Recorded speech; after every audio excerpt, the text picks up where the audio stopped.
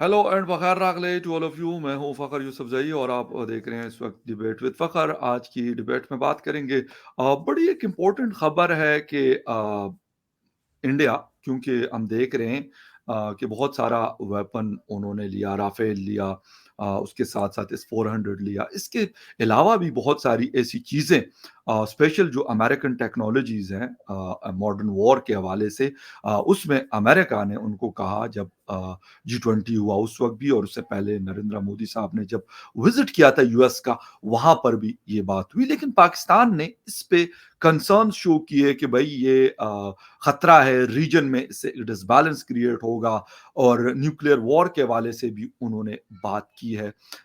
हमेशा हम सुनते आ रहे हैं कि जी 2 न्यूक्लियर पावर्स रहते हैं, वैसे तो 3 है, चाइना भी न्यूक्लियर पावर है इस रीजन के अंदर, और बिल्कुल साथ-साथ दीवारें जुड़ी हुई है तीनों की। तो वाक़ई ऐसा है कि अगर इंडिया कोई इस किस्म की चीज़ खरीद रहा, तो उस पे न्यूक्लियर वॉर की या फिर न्यूक्लियर वेपन्स की बात की जा सकती है या नहीं? इस हवाले से बात करेंगे आज, और बात करने के लिए हमें जॉइन कर रहे हैं senior analyst from India, doctor Abhishek Mishra साहब। डॉक्टर साहब, thank you very much for joining my show. Thank you Fakhar भाई। खैर रागले, कैसे हैं थैंक आप? यू। मैं बिल्कुल ज़बरदस्त, and thank you very much, और यकीनन आप भी ठीक-ठाक होंगे। डॉक्टर साहब, एक तो थोड़ा-सा ये बताएँ कि अभी 2023 हम सिफरी की रिपोर्ट्स भी देखते हैं हमेशा कि इंडिया नंबर 2 पे है, इंडिया नंबर 3 पे है वेपन्स परचेज़ के हवाले से या डिफेंस बजट के हवाले से, क्योंकि उनका हर साल ये काम होता है। सऊदी अरेबिया भी उस लिस्ट के अंदर मौजूद है, टॉप में मौजूद है। लेकिन क्या ऐसी चीज़ें लगती है आपको कि पाकिस्तान कहता है, और वैसे बाय द वे एक चीज़ बड़ी क्लियर है कि यकीनन पाकिस्तान इंडिया के किसी मतलब कहने पे या ना कहने पे कोई चीज़ खरीदता है या बेचता है, और ना इंडिया पाकिस्तान से पूछ के कोई चीज़ बेचता है या खरीदता है। ये एक क्योंकि दोनों सॉवरेन कंट्रीज़ हैं, अलग-अलग कंट्रीज़ हैं, दोनों की अपना एक सिस्टम है, उस हिसाब से चलते हैं। लेकिन फिर भी क्या चीज़ ऐसी है जिसके ऊपर पाकिस्तान कंसर्न शो करे, और क्या ये ठीक है ये कंसर्न शो करना? देखिए, अगर आपकी चॉइस गलत है तो आप दूसरे की चॉइस पे कैसे कंसर्न शो कर सकते हैं, दूसरे के एक्शंस पे? ओके। अगर चाइना डेवलपमेंट ऑफ वेपन कर रहा है तो आप करें, बहुत खुश है। आप जी, समझ रहे हैं ना? चाइना बिल्कुल, ने तो जितनी वेपनाइजेशन की है, या चाइना का जो डिफेंस बजट है वो तो इंडिया से 3-4 गुना ज्यादा है भाई। There is no comparison between Chinese defence budget and the Indian defence budget. There is at least 3 to 4 times of difference. उस पे पाकिस्तान को कोई प्रॉब्लम नहीं है। राइट, तो जिस तरीके से आपको चाइना के ग्रोइंग मिलिट्री स्ट्रेचर से और एक्विजिशन ऑफ वेपन से प्रॉब्लम नहीं है, उसी तरीके से ये जो बाकी वेपन सप्लायर हैं, इंक्लूडिंग अमेरिका एंड रशिया, उनको इंडिया से कोई प्रॉब्लम नहीं है, because both these countries do not see India as their possible future threat. ना तो रशिया इंडिया को अपना थ्रेट के रूप में देखता है, इसलिए रशिया अपने सारे एडवांस वेपन का सबसे पहला ऑफर तो इंडिया को ही देता है। बल्कि हुँ, अब तो बेचने वाला तो मामला गया, अब तो ज्वाइंट डेवलपमेंट और रिसर्च की बातचीत हो रही है। सुखोई बिल्कुल, की बातचीत हुई कि सुखोई का जो 5.5 वो जो वर्जन है, वो हम लोग मिलकर के वो ज्वाइंटली डेवलप करेंगे। अमेरिका कह रहा है कि हम अपना F-16 या F-18 जो भी उनका लेटेस्ट है लॉकहीड मार्टिन का, वो पूरा यहाँ पे लेके आ जाएंगे। तो Pakistan needs to ask itself कि भाई आप फिर, अगर आपको वेपन से प्रॉब्लम है तो फिर आप चाइना के वेपन की बात कीजिए, और इंडिया के इंटरेस्ट को भी बात कीजिए कि चाइना का 3 to 4 times डिफेंस बजट है, लेकिन इंडिया को कंसर्न नहीं होना चाहिए। हुँ, तो आप हमारी प्रिपरेशन को आप देखते हो अपनी प्रिपरेशन के अपने अगेंस्ट में, ये आपकी प्रॉब्लम है। हमने अगर आपसे जो लड़ाइयां लड़ी हैं, तो हमने चाइना से भी 3 लड़ाइयां लड़ी हैं। एक बड़ी युद्ध हुआ है उनसे, 2 छोटे-छोटे युद्ध हुए उनसे। तो जी, भाई हम कैसे चाइना को डिस्काउंट कर देंगे? अभी गलवान में आपने देखा क्या हुआ था, गलवान वैली में we were on the verge of having a war. अभी वो हमारे जो उस समय के चीफ ऑफ आर्मी थे, MM नरवणे साहब, उनका अभी मैं पढ़ रहा था, आज ही आया है, कोई वो एक किताब लिख रहे हैं। नरवणे साहब की किताब का नाम अगर आप बोलेंगे तो मैं आपको गूगल से बता दूंगा। जी, तो उनका जो किताब का नाम है, जो वो लिख रहे हैं, 4 Stars ऑफ डेस्टिनी एंड जी, ऑटो बायोग्राफी।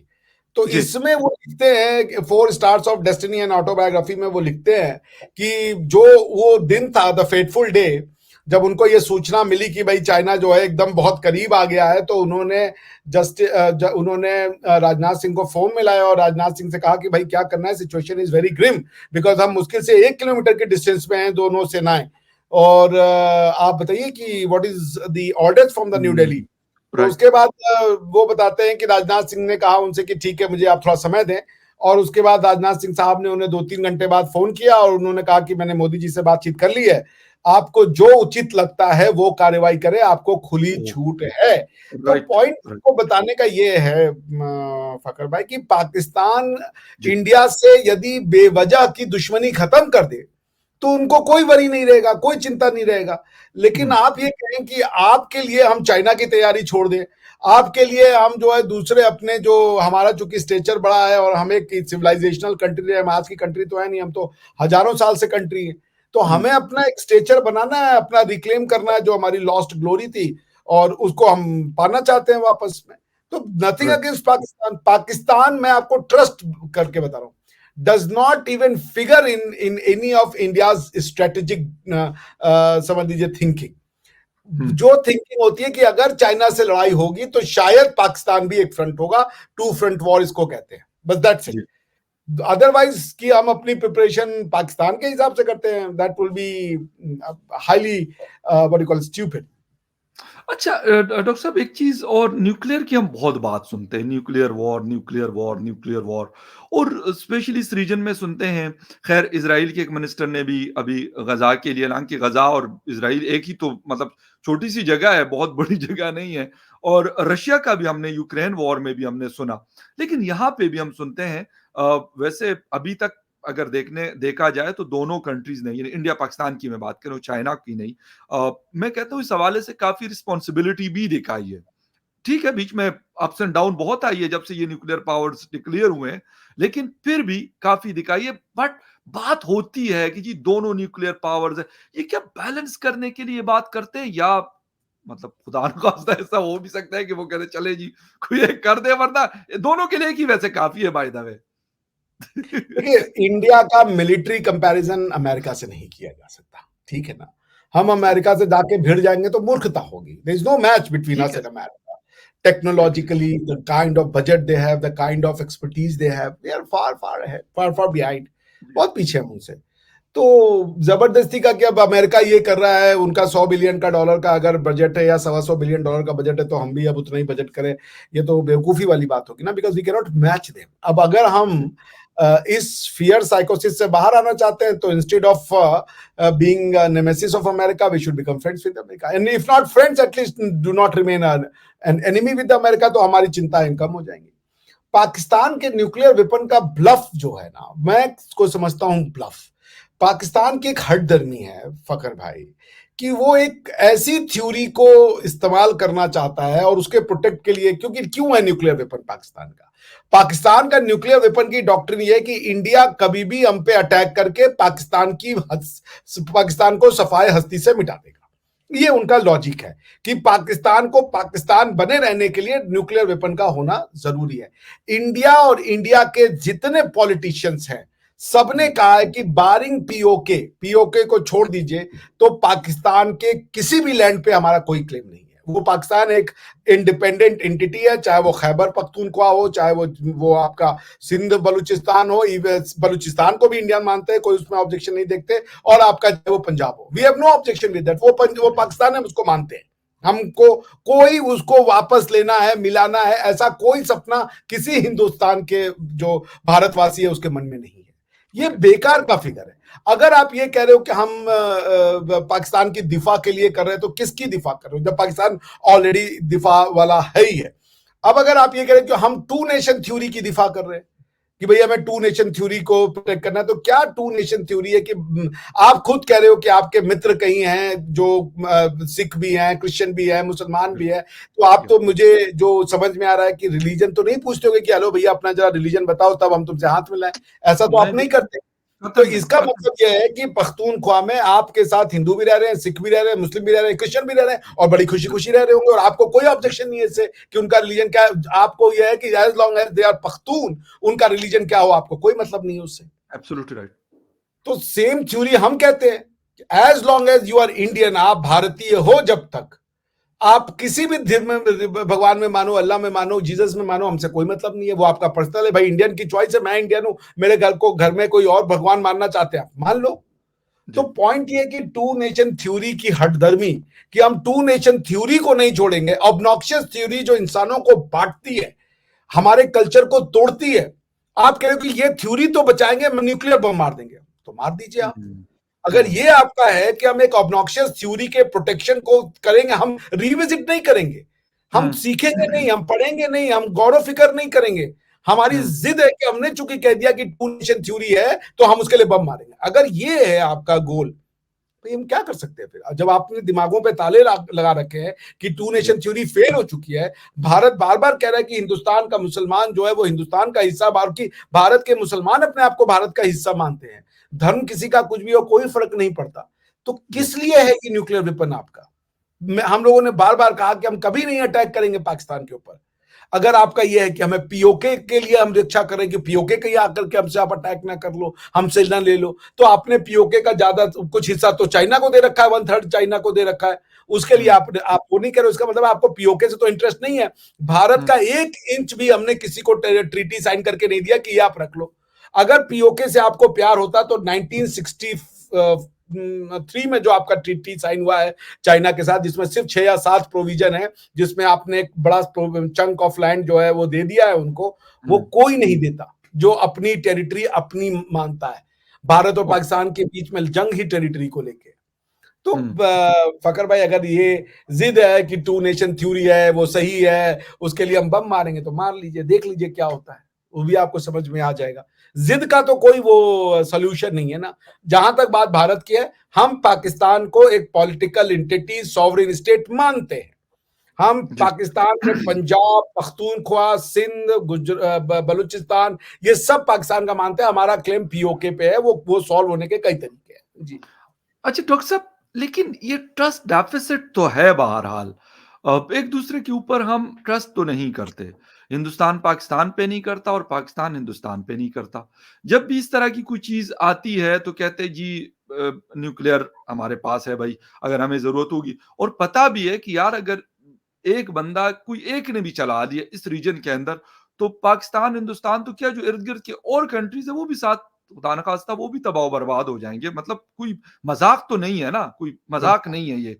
मतलब इट्स नॉट अ जोक। ठीक है, लोग कहते हैं कि ये 1945 में जिस वक्त नागासाकी और हिरोशिमा के ऊपर अमेरिका ने इसको चला दिया था, सर आज तक उसका इम्पैक्ट खत्म नहीं हुआ। ऑलमोस्ट 70+ ईयर्स हो गए इस चीज को। तो ये तो मॉडर्न एरा का मतलब टेक्नोलॉजी है, आज से 70 साल पहले की टेक्नोलॉजी और आज की टेक्नोलॉजी में जमीन आसमान का फर्क। तो फिर हम क्यों नहीं बैठ जाते कि यार बस कर दो, ये इधर इधर यूनाइटेड नेशन में बैठ के धमकी दे दे, कहीं और बैठ के हम धमकी दे दे कि भाई हमारे पास तो है, भाई है ना। दोनों को दुनिया ने वो किया हुआ, रिकॉग्नाइज किया हुआ कि दोनों न्यूक्लियर पावर। हम भी एक दूसरे को कर लें अच्छे तरीके से कि भाई ये कोई इस तरह की चीज नहीं है कि बस ये कोई टीटी पिस्टल तोड़ी है आपने बस किसी बात पे निकाल दी, ये कोई डंडा तोड़ी है कि आपने निकाल दिया और आपने डराना है बच्चों को, इस तरह थोड़ी है। देखिए, आज की डेट में पाकिस्तान के सबसे पॉपुलर लीडर का नाम है इमरान खान। इसको तो जी। कोई डाउट नहीं करेगा, इज अ जी। Very popular leader. जी। इमरान खान की 40 मिनट की यूएन जनरल असेंबली का स्पीच आप सुन लीजिए। क्या राइट। क्लेम था उनका? रिमेम्बर। उनका क्लेम यही था कि भाई हम तो मुसलमान हैं और जी। हम तो तैयार हैं शहीद होने के लिए, अपना देख लो। जी। भाई मेरा हमारा क्लेम ये है, आपका क्लेम क्या है कि कश्मीर में मुसलमान रहते हैं इसलिए जी। कश्मीर हमारा है, ठीक है ना? और तो कोई क्लेम नहीं है। आप कश्मीर वो तो की फिर इंडिया सफाई में भी 25 करोड़ रहते हैं, तो फिर उसका क्या करेंगे? वो नहीं मानना चाहते ना। अगर आप ये मान लें कि आपका आपका पाकिस्तान की इतिहास, पॉपुलेशन अभी तक सेंसस के मुताबिक 24 करोड़ बताई जाती है, लेकिन 25 के आसपास होगी। लेकिन जितने लोग यहाँ रहते हैं तकरीबन उतने सेम लोग या शायद उससे थोड़े से ज्यादा हिंदुस्तान में रहते हैं। मुसलमानों की अगर बात कीजिए, वैसे मैं रिलीजन पे नहीं बात कर रहा बिल्कुल भी किसी सूरत में। जी। नहीं जी। बिल्कुल आप सही बात कह रहे हैं। बात तो जी। डेटा की हो रही है ना, बात किसी रिलीजन की नहीं हो एग्जैक्टली रही। बिल्कुल सही कह रहे हैं। तो आपका डेटा बिल्कुल करेक्ट है। भाई जी। इंडिया ने ओआईसी के मेंबरशिप के लिए अप्लाई कर दिया था based on the basis of number of population that we have of या मुस्लिम्स। तो एग्जैक्टली। पॉइंट ये है कि अगर आप, जो आपका बात बिल्कुल सही कि ये क्यों हो रहा है, ये हम्म। क्यों डिस्प्यूट है, इसका क्या सोल्यूशन है? इसका सोल्यूशन क्या भारत के पास है? अगर पाकिस्तान से पूछा जाए कि क्या सोल्यूशन है भाई, तो कह रहे पीओके ले लो, पीओके जहां जैसा है वही छोड़ दो। अभी तक उन्होंने कश्मीर में पूरी कोशिश की, इतना वो कश्मीरी पंडितों को निकलवाया, जहर फैला दिया। भाई आप एक बात बताइए, क्या वो कश्मीर के कल्चर के लिए लड़ रहे हैं? वहां पे उर्दू लिखने के लिए वो लड़ रहे हैं। कश्मीर की सकाफत जो है वो तो शारदा पीठ है। कश्मीर का मैंने आपको कॉन्स्टिट्यूशन बना पढ़ के सुना दिया है, वो लिख रहे हैं कि मुस्लिम नॉन मुस्लिम में अंतर होगा, हेड ऑफ स्टेट हमेशा, इसके लिए लड़ाई लड़ रहे हैं आप। ये क्लेम है आपका। क्या गलती है वहां के हिंदुओं की, वहां के सिखों की, वहां के शियाओं की, वहां के कादियानियों की? क्या गलती है उनकी कि वो मुसलमान नहीं है? आप ये भी कहते हो कि हिकमत देना, ये देना तो अल्लाह का काम है, जिसको देना होता है वो दे देता है, जिसको नहीं देना होता है, तो फिर आप उसके और इसके बीच में कहां से मुदाखलत कर रहे हो? ये थ्योरी तो आप अपनी कॉन्ट्राडिक्ट कर रहे हो। फिर आप कॉन्स्टिट्यूशन में लिख रहोगे कि मुसलमान कौन है? अगर ये हम आज मान लें कि मुसलमान के आधार पर कि भाई जहां पे मुसलमान ज्यादा हो गए और वो हिस्सा फिर वो मुस्लिम इलाके से मुस्लिम लॉ से गवर्न होगा, क्या है मुस्लिम लॉ? आप अरबी लॉ को आके लगा देते हो और कहते हो कि मुस्लिम, आप वहां पे क्या कश्मीर की सकाफत बचाओगे? वहां पे कश्मीर का हेरिटेज क्या है? कश्मीर का हेरिटेज राज तरंगिनी है, कश्मीर का हेरिटेज जो वहां के फिरन है, कश्मीर का वहां का शारदा पीठ है, कश्मीर का लैंग्वेज है, ये सब तो आपको मतलब ही नहीं है। कश्मीर के कॉन्स्टिट्यूशन में यदि लिखा होता कि हम एंशियंट कश्मीर सिविलाइजेशन को जो हजारों साल से है उसको प्रिजर्व और प्रोटेक्ट करेंगे, तो ये हमारा कॉन्स्टिट्यूशनल एम्बिशन है। वो तो नहीं लिखा आपने। आपने लिखा आपका कॉन्स्टिट्यूशनल एम्बिशन है मुसलमान नॉन मुसलमान के बीच में तफरीक करना, स्टेट रिलीजन इस्लाम बना देना, और वहां पर जो हेड ऑफ स्टेट है वो खाली मुसलमान बनेगा। इसके लिए चाहिए, फिर तो हमारे पास भारत का कोई कोना नहीं बचेगा, क्योंकि पाकिस्तान की जड़ें पाकिस्तान में नहीं है फकर भाई, पाकिस्तान की सोच हिंदुस्तान में है। पाकिस्तान एक टहनी का नाम है जिसकी जड़ें, जिस पेड़ की जड़ें हिंदुस्तान की धरती में है। तो आप इसको आप सिर्फ मुसलमान बन के आइडेंटिफाई करना चाहते हो? आप क्या पठान नहीं हो? मैं कैसे फकर भाई से अपना रिश्ता तोड़ दूं? जब तक फकर भाई पठान रहेंगे, भारत के साथ उनके रिश्ते भाई भाई वाले रहेंगे, हमारा परिवार होगा। क्यों? क्योंकि महाभारत बिना पठानों के असंभव है। महाभारत का जो सेंट्रल किरदार शकुनी और जो गांधारी, वो गांधार रीजन से आए थे। जब तक हमारा वेद रहेगा तब तक 10 राज्यम युद्ध रहेगा। 10 राज्यम युद्ध में जो 10 किंग आकर के आपस में लड़े, पख्ता उसमें से एक होंगे। आप अपने आप को पख्तून कहना बंद कर दीजिए।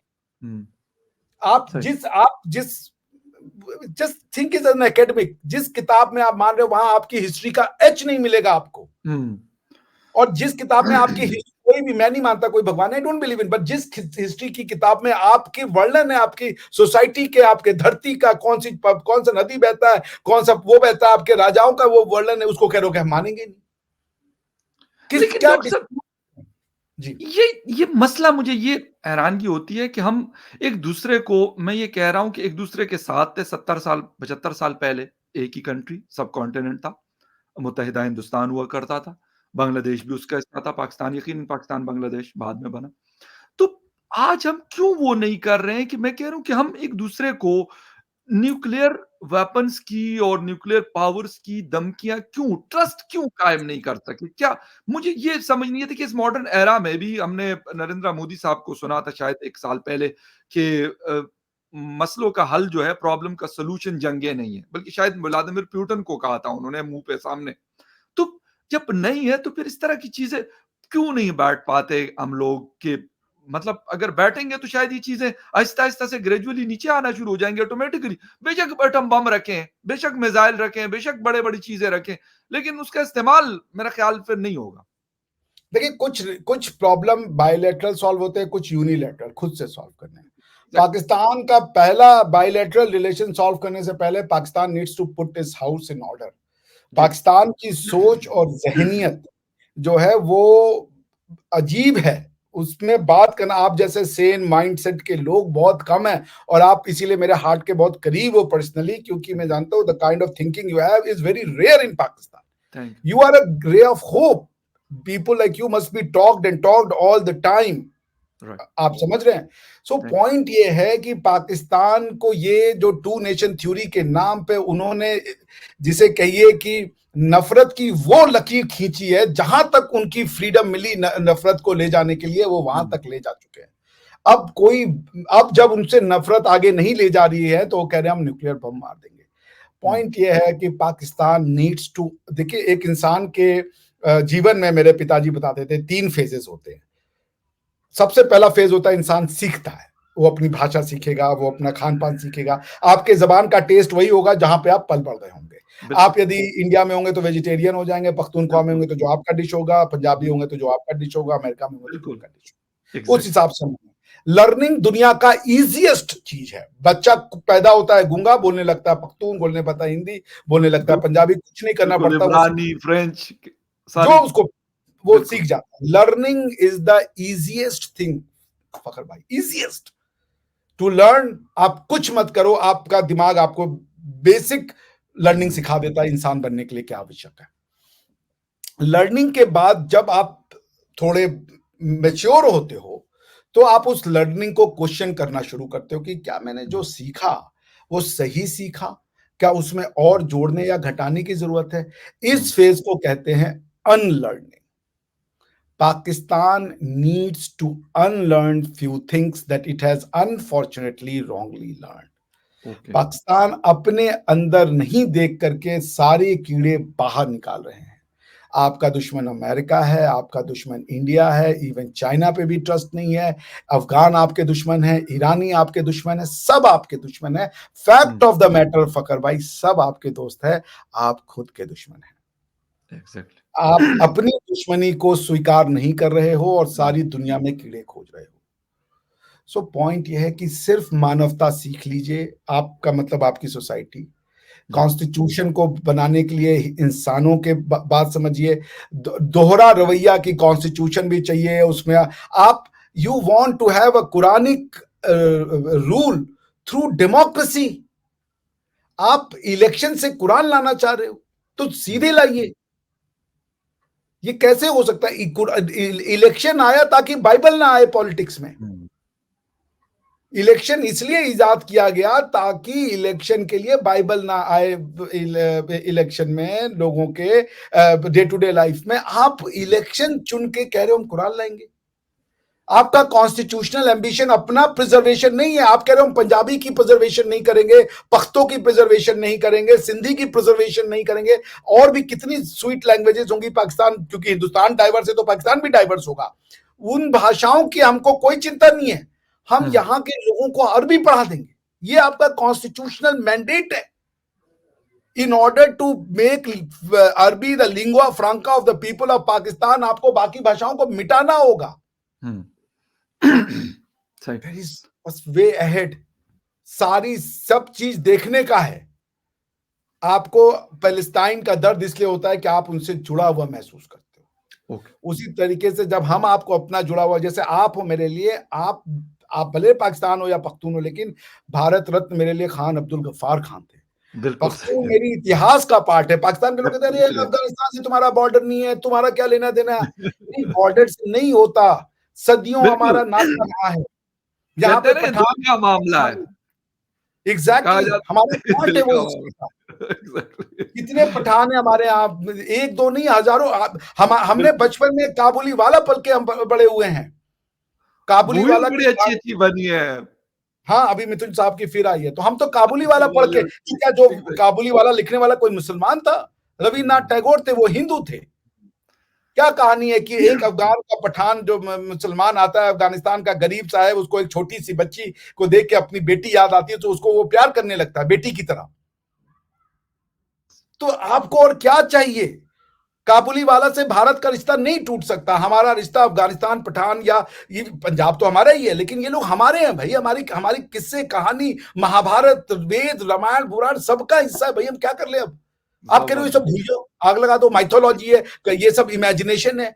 नहीं है भई इमेजिनेशन, कुछ इमेजिनेशन हो बिल्कुल सही। सकती है, लेकिन सारी इमेजिनेशन नहीं होती। एक कहानी को कहने के लिए आप उसमें 4 किरदार जोड़ दोगे, मगर ये नहीं कि पूरी कहानी झूठी हो जाती है। बिल्कुल सही और मेरे ख़्याल में ये वाली चीज़ जो हम लोग बात बार-बार कर रहे होते हैं कि जी न्यूक्लियर वेपन 7 कंट्रीज़ के पास है दुनिया में, लेकिन उसका इस्तेमाल अभी तक एक दफ़ा अमेरिका कर चुका है और मेरे ख़्याल में उसके बाद से सबको पता है कि ये क्या चीज़ है, ये क्या तबाही लेके आता है। तो बजाय इसके कि हम एक-दूसरे को धमकी दें कि यार एटम बम रखा हुआ है, बस रखे रखें वो जिसे कहते हैं ना कपड़ा-शपड़ा मार के रखा करें बस ठीक है, काफ़ी है। आप न्यूक्लियर पावर हैं, बहुत बड़ी बात है आपकी जो दुनिया में आप न्यूक्लियर पावर है। लेकिन बहुत सारी चीज़ें ऐसी नहीं होती कि मतलब हमारे वो पश्तूनों में होता है ना कि AK-47 रखा हो उसका ये मतलब नहीं कि आप हर बात पे ना मतलब कोई बात होती है टक करके आप AK-47 निकाल लें। ये नहीं होता है, कहीं पे भी।